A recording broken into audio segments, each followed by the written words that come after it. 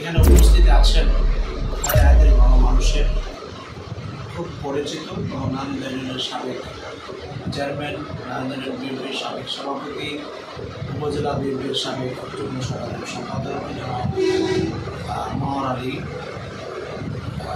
উপস্থিত আছেন। কালিয়াতি সাংবাদিকদের আইকন, বিশিষ্ট সাংবাদিক, লেখক, কলামিস্ট জনাব রশিদ আহমেদ আছেন। আমাদের সাংবাদিক এবং শিক্ষকতার সাথে সম্পৃক্ত অধ্যক্ষ, উপাধ্যক্ষ, বাইক সহ বিভিন্ন পত্রপত্রিকার প্রতিনিধিবৃন্দ আছেন। জনাব আজহার আলী খান আলাউদ্দিন সিদ্দিকী কলেজের তৃতীয় শ্রেণীর কর্মচারী ছিলেন। আমি ওই আলাউদ্দিন সিদ্দিকী কলেজে পড়াকালীন সময়ে ওই সময়কালীন পর্যন্ত যত শিক্ষক, যত কর্মচারীরা নিয়োগপ্রাপ্ত ছিলেন তারা সবাই কর্মরত ছিলেন এবং সবাই জীবিত ছিলেন।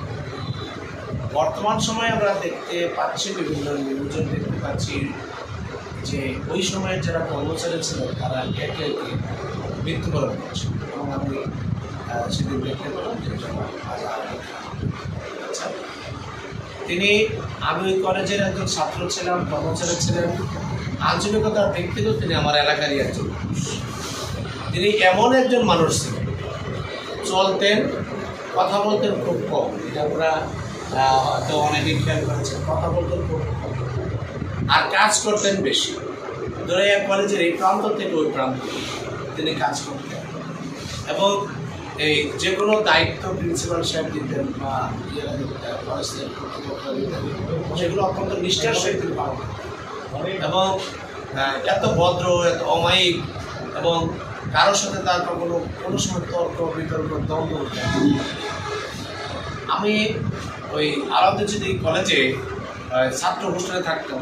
বিভিন্ন সময়ে যেহেতু ছাত্র হোস্টেলে থাকতাম, 24 ঘন্টাই কিন্তু এদের সাথে অত্যন্ত ভালো মানুষ। তিনি গত হয়েছে, তার আত্মার প্রতি আমি বিনম্র শ্রদ্ধা জ্ঞাপন করছি এবং আল্লাহ তাকে সকল কর্মকাণ্ড থেকে যদি কোনো দোষ যদি থাকে সেগুলো আল্লাহ মাফ করে দিন এবং তাকে যেন ব্যস্ত হচ্ছে। পাশাপাশি আমি যেটা বলবো সেটা হলো যে এই নাহিদ, তার ছেলে জনাব নাহিদ খান এমন একটি পেশার সাথে জড়িত এবং একটি এটিভি নিউজ, বাংলা নিউজের সে স্বত্বাধিকারী এবং তার এই নিউজটি দেশে বিদেশে বিভিন্ন জায়গায় প্রচারিত হচ্ছে।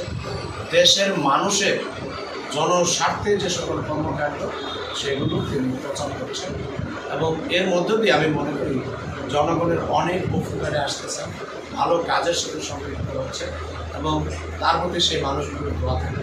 আমি নাহিদ খানকে শুধু বলবো যে তোমার কর্মকাণ্ডের মধ্য দিয়ে তুমি এমন কিছু করবে যার মধ্য দিয়ে পিতার যাতে তার যে জন্য যে দোয়া এবং তার জন্য রুহের মাগফিরাত করার জন্য যে সমস্ত কর্মকাণ্ড সেই কর্মকাণ্ডগুলো সবসময় চলমান রাখবে এবং এই যে এটা মনে রাখতে হবে যে একজন পিতা সে জন্ম থেকে তার মৃত্যুর পর্যন্ত, সন্তানের জন্ম থেকে তাকে মানুষ করার পর্যন্ত মাতার ঘাম পায়ে ফেলে এবং রক্তকে ঘাম বানিয়ে তার জীবন যৌবনের সব কিছু ত্যাগ করে সুন্দর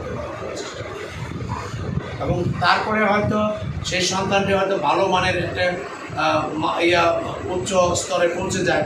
কেউ হয়তো যেতে পারে না, কিন্তু যেতে না পারলেও পিতার কিন্তু দায়িত্বের কোনো ঘাটতি সে দায়িত্ব পালন করেছে, সেদিকে খেয়াল রাখতে হবে। আর এই